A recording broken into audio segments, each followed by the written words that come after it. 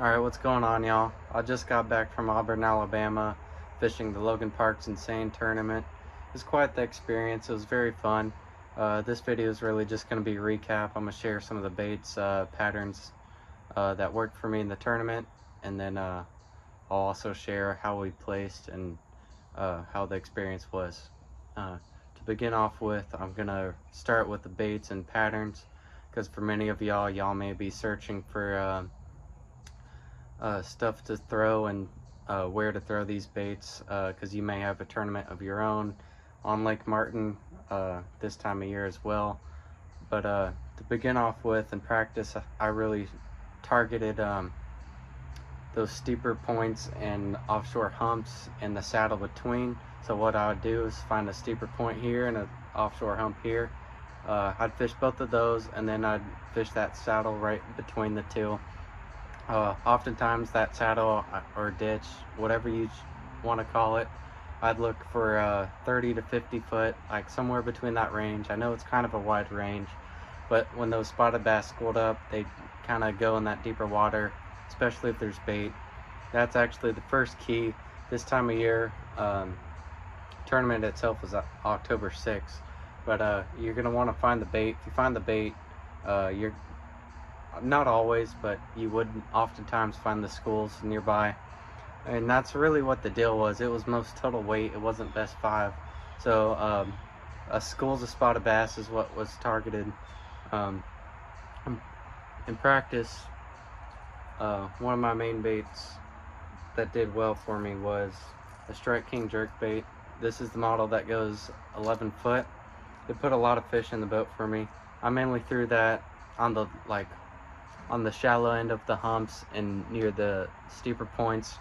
It got a lot of bites, put fish in the boat, but it didn't really succeed on tournament day, which I'll get to here in a minute of what baits worked on tournament day.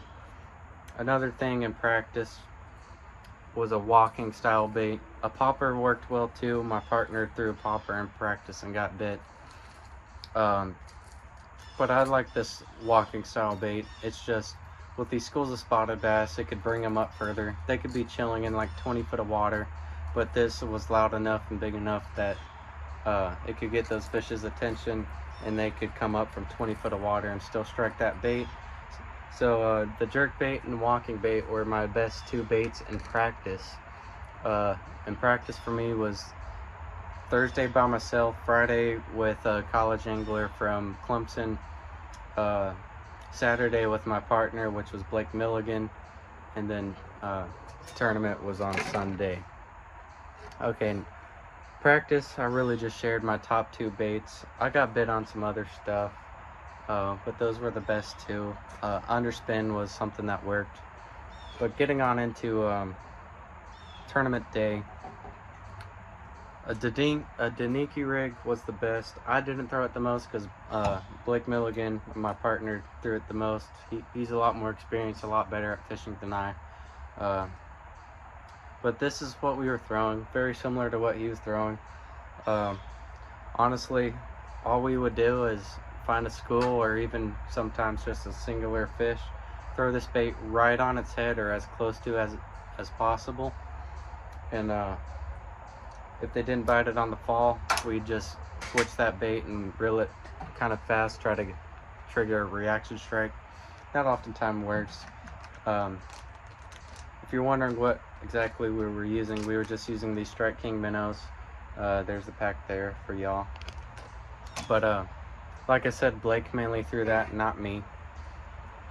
What I would throw, actually, this was my best bait, and it was an Alabama rig. Due to the rules of, like, the state rules and tournament rules, we were allowed 5 wires, 5 hooks, and 5 blades. I try to maximize that to the best of my abilities, so I got 5 wires, 5 hooks, but 4 blades. And this is it. This is the exact one I was using on tournament day. The swim baits were the Crush City Majors, the 3-inch ones. You're wondering, the 3-inch, or like even the Deniki rig, why the small minnows? The bait fish these schools of spotted bass were chasing were maybe that big, like an inch or two long. So just the smaller profile got a lot more bites. But with two of us on the boat, Blake would hook one on the Deniki rig, and then I'd throw an Alabama rig behind, and hopefully we'd try to double up, which worked every now and again. And then another thing with the Alabama rig that worked earlier in the morning, it seemed like those fish were up a little bit shallower feeding, and that's when the Alabama rig did a lot better than the Deniki rig. We weren't even scoping, we were just going around a point and just kind of fan casting at the bank, and it was getting bit. It put us near 10 pounds in the boat in under an hour. And this being a total weight, not best 5 tournament, did quite well. And then for those of y'all that may be fishing a tournament on Lake Martin this time of year and it's not total weight, it's best 5, the largemouth were shallow. As I said, the spotted bass, I was looking for 30 to 50 foot of water or humps and points nearby. The largemouth were a lot shallower. Like I heard and talked to people that went down banks with buzz baits, Berkeley Chopos, things like that. I saw some people flipping docks. That's where your largemouth are going to be caught. But yeah, that's pretty much tournament day. Just the Deniki rig and Alabama rig, that's what worked for schools of spotted bass. If it wasn't a school, you could find some brush piles and throw the Deniki over it. That got bit. Another thing I actually don't have with me that worked was a spoon, a 3/4 ounce spoon. That Blake would throw that. If Blake Milligan wasn't throwing that Deniki rig, he'd oftentimes pick up the spoon and get bit. But those are the 3 baits that worked on tournament day: was a spoon, a Deniki rig, and an Alabama rig. And in practice, underspin, top water, and a jerk bait. So if y'all have a tournament out there, try throwing those baits. And then same thing, if it's best 5, try going shallow and finding those largemouth. Hopefully y'all can get some good luck and a good finish. But that's the baits and patterns we look for. Now going on to the experience itself, I'll just kind of give a recap. It was 3 rounds. Each round kind of split us up. After round 1, it was like top 75 and bottom 75. After round 1, I believe me and Blake finished 58th, so we did better than about 100 teams, but not the best. But we did good enough to move on to the top 75 round, which I believe was called the survival round.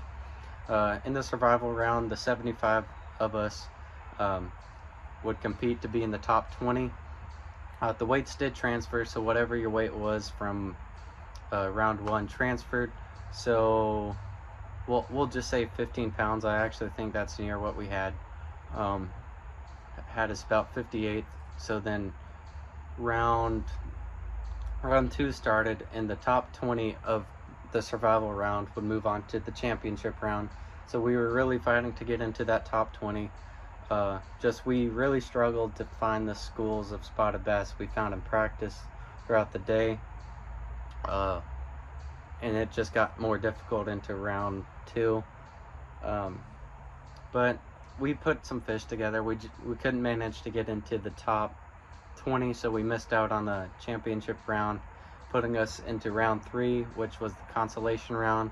And beginning round 3, it resets the weight. So consolation round was about 50 teams in it, including us. I believe we put 11 pounds or just above it in the boat, finishing 9th out of the 50. Once again, it was kind of hard to find the schools. None of the schools we found in practice were there. But if that's a problem you have, just find the bait and you'll find them. Like towards the end of period 3, we found some bait and some fish, but it was a little too late to act on it. But yeah, that was pretty much it. It's a fantastic tournament put on for high schoolers and college anglers.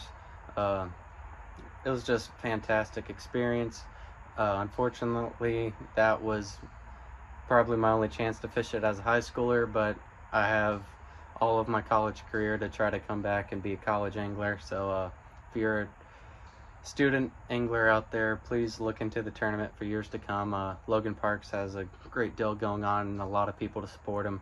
And my partner Blake Milligan's probably gonna be in the Bassmaster Opens next year. So if y'all see him, give him a shout. He's a great guy and a great fisherman.